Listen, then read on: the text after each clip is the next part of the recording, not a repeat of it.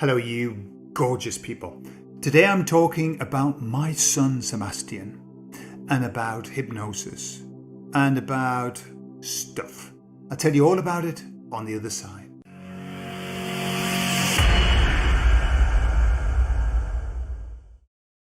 So my son Sebastian is 11, coming up 12 in December. And he's an interesting lad. When he was young, when he was very small, neither of my children have had those, okay? Nothing like that. But when he was small, he used to do something really weird. Just as a tiny little baby, he would draw a little circle with his finger on anything and go for about an hour, okay? He was fascinated with any circular movement. That developed into, basically, if he saw anything that had a circular movement, he would be in another world. He would go to another world.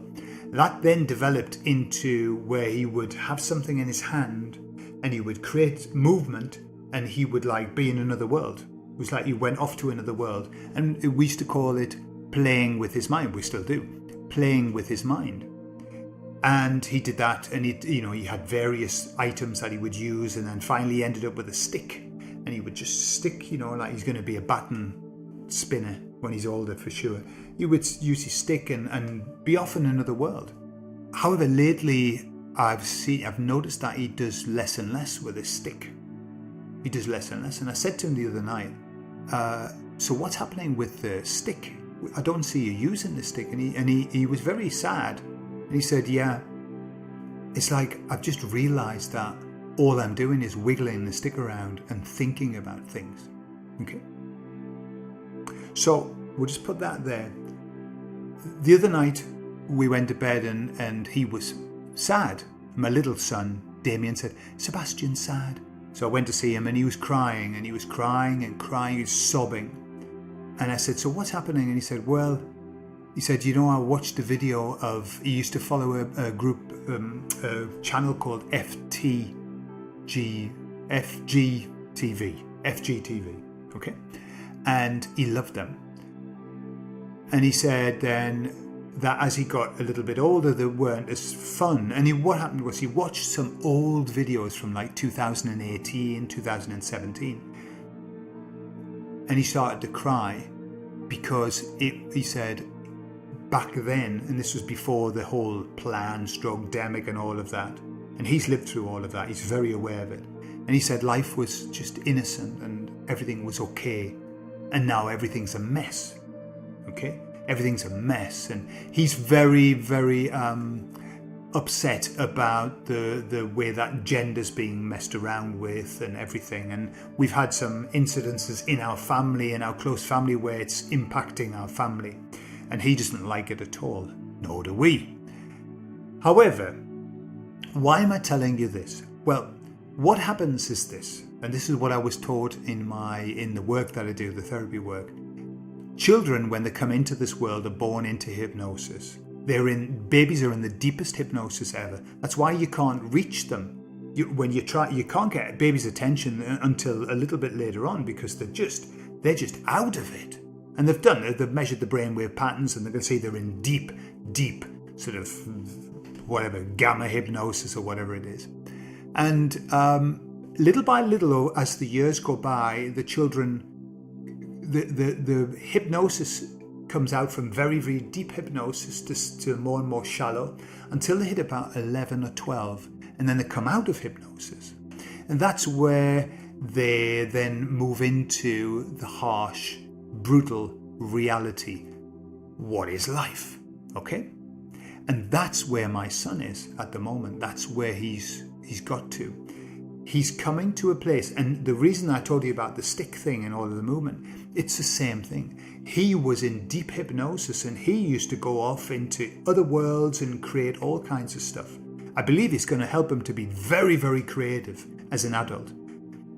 But now he can't access so easily those worlds because he's coming out, he's coming into the real world, into the egoic world, into the shithouse emotions of real life.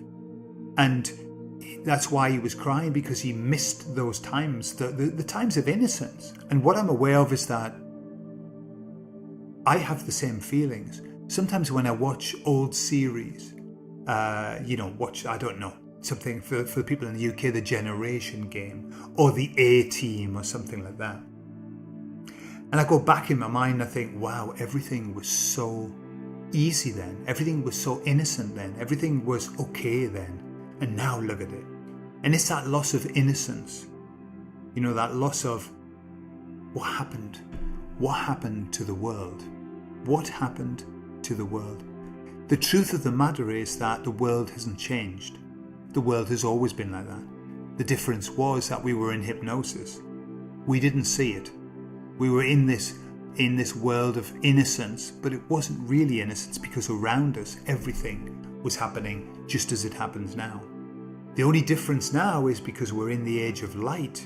Just like my son coming out of hypnosis, we came out of our hypnosis into the light, and then we start to see the harsh, brutal reality of what we've been living through.